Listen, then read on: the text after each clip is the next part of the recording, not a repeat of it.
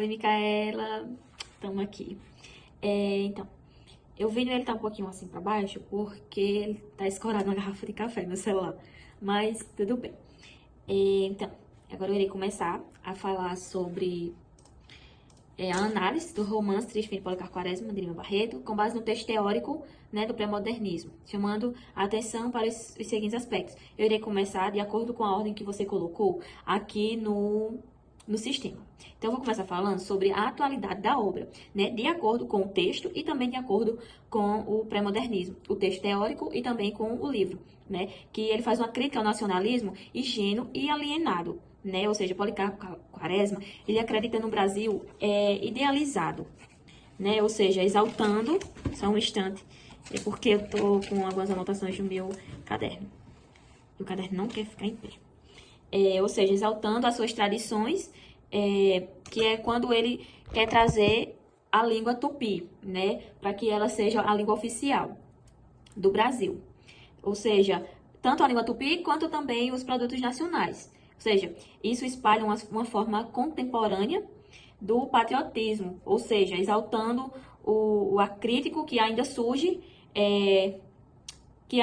no debate político atual. Ou seja, a relação do pré-modernismo, aqui ele está fazendo uma denúncia crítica, né? Uma denúncia, como eu posso dizer? Uma denúncia à hipocrisia das instituições, ou seja, do autoritarismo, que é o desprezo pela cultura nacional, tá certo? Aí agora eu vou falar aqui um pouquinho. Só um instante. Que eu anotei aqui no meu grupo. Sobre o nacionalismo, que era cego e ingênuo, ou seja, está presente nos discursos políticos polarizados.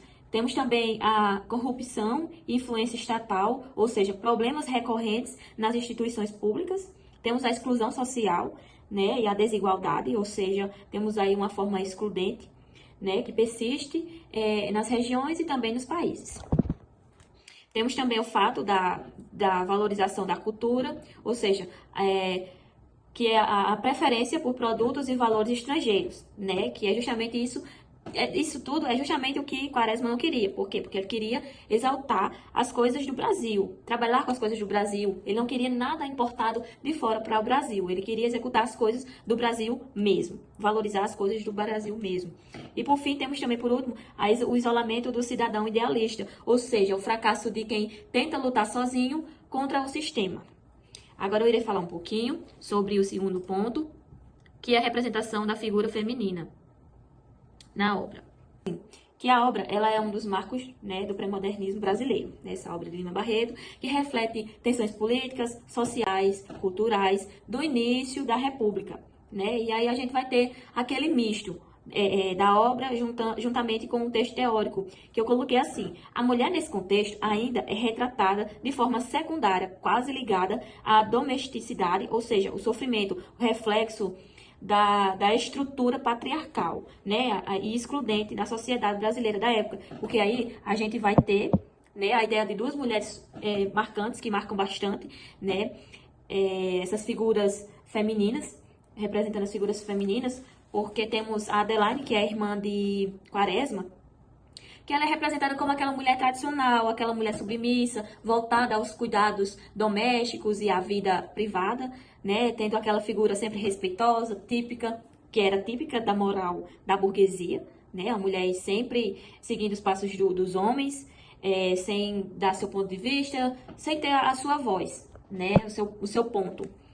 E temos também Olga, que era filhada de Quaresma, que ainda é a única que chega assim próximo de uma mulher, como é que eu posso explicar?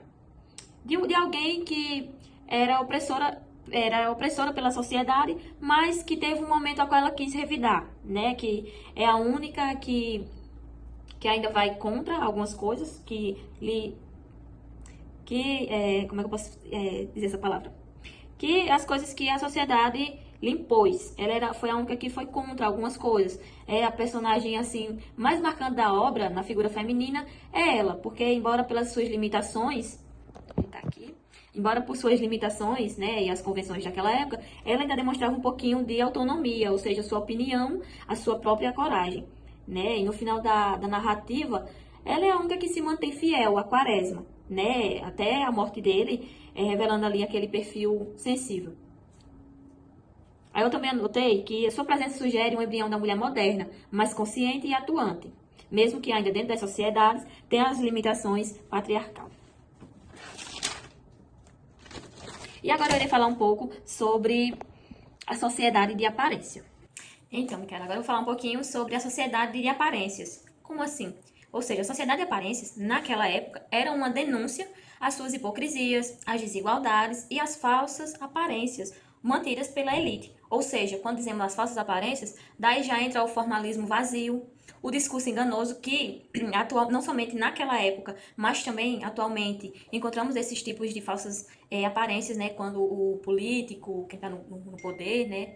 Ele vem pedir o nosso voto e diz que vai fazer algo em troca, né, desse nosso voto e acaba meio que só ali naquele discurso mesmo de aparências, né, somente para pegar o nosso voto e não concretizar a palavra a qual nos foi fornecida, né?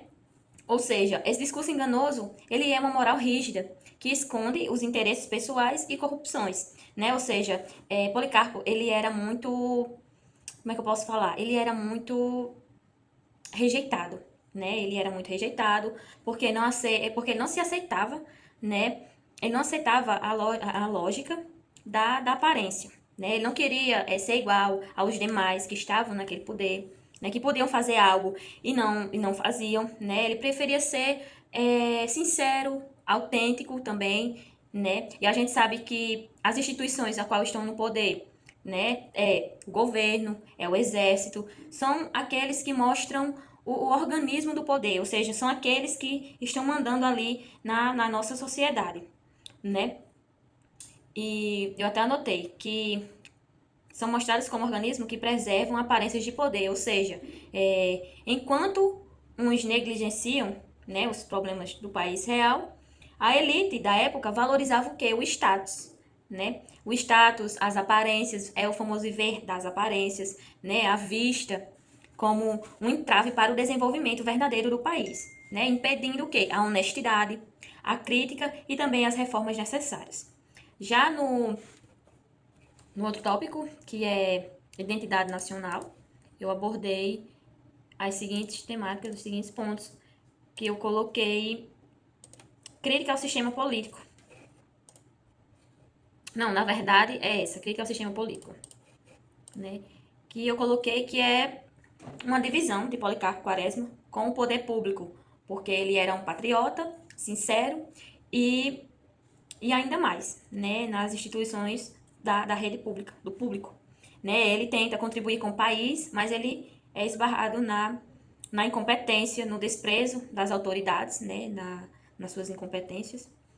As autoridades, ele meio que era desprezado pelas autoridades e também pelas leis, né, pela burocracia, pela corrupção, né, que a gente fazendo ligação com o texto, né, com o texto teórico do pré-modernismo, ele está se dirigindo pelas elites rurais, ou seja, de forma excludente, não representando o povo pobre, né, nem os próprios trabalhadores das zonas urbanas. E agora eu irei falar, né, por fim, os 3 tristes fins de Policarpo Quaresma, que foram a cultura, a agricultura e a política, né, que eu irei começar falando sobre o fim da cultura, né, que é onde começa ali a derrota do nacionalismo linguístico, ou seja, o fracasso, né, que lá no início Quaresma queria, né, ele enviou uma carta para o governo pedindo para que o governo oficializasse a língua tupi, para que ficasse sendo como língua oficial do Brasil, né? E o que parece muito exótico ou absurdo, né, para aquela época. Só que na verdade é uma crítica à alienação, tenho dificuldade de falar essa palavra, Micaela, a alienação cultural do país, né? Porque ele valorizava muito, né, o modelo, né? E os governantes eles valorizavam mais os modelos de fora, ou seja, os modelos europeus, né? E ignora as suas raízes indígenas e também populares, né?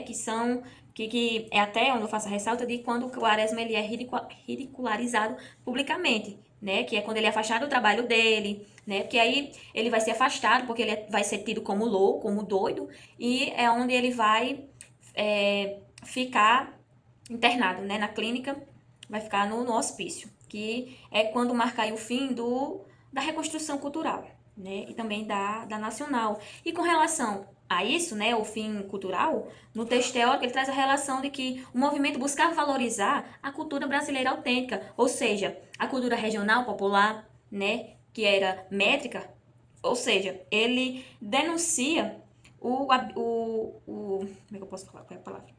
Ele denunciava o abuso entre essa cultura e as elites com as suas alienações. Temos a segunda, né, que é o fim da agrária, que é ali a reforma, que é o fracasso, que eu coloquei que era o fracasso da reforma rural, né, que é quando o Quaresma fala na obra, né, que ele abandona a cidade, né, depois de que tudo isso acontece, dele voltar do hospício, e que ele vai para a cidade e que quando ele chega. Não, perdão. Ele tá na cidade e vai para o sítio. Ou seja, ele abandona a cidade e vai para o sítio, que é onde, juntamente com sua irmã, que é onde ele se apaixona pela agricultura e quer fazer várias plantações, várias coisas lá. Só que ele não entendia muito bem. E não queria e precisava de algumas coisas, a qual ele precisava do presidente, né? Que era Floriano. Só que ele não queria nada importado. Ele queria que tudo fosse do Brasil, né? Que eu até coloquei, buscando viver em harmonia com a terra e prever que o Brasil poderia ser autossuficiente, que é quando ele não quer nada exportado de fora, né, para ser trabalhado ali onde ele mora, né? Aí eu até ressaltei, porém, ele enfrenta a burocracia, a corrupção dos funcionários públicos, ou seja, a exploração dos trabalhadores, né, e a violência da estrutura fundiária, né, que o sonho do agrário e o sonho de Quaresma era ser agrário e produtivista. Ou seja, ele acaba desmoronando diante da realidade social, que era injusta, e da concentração de poder do campo.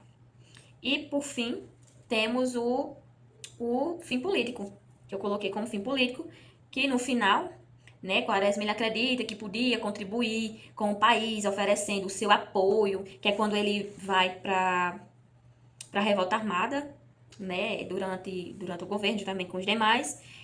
E, no entanto, ele descobre a crueldade, ou seja, o autoritarismo, né, o regime, e passa a denunciar os abusos do governo. O próprio momento que ele começa a fazer isso, o presidente já saca. Ah, aí tem um porém. Quaresma tá querendo se meter demais, está querendo se infiltrar, querendo mudar as minhas coisas, as minhas leis. E é quando ele percebe todo esse movimento, né? E ele diz o seguinte: não, vamos matar ele. Que aí, infelizmente, é onde acontece mais um dos tristes fins, né? Dos três. O último que é com a sua morte.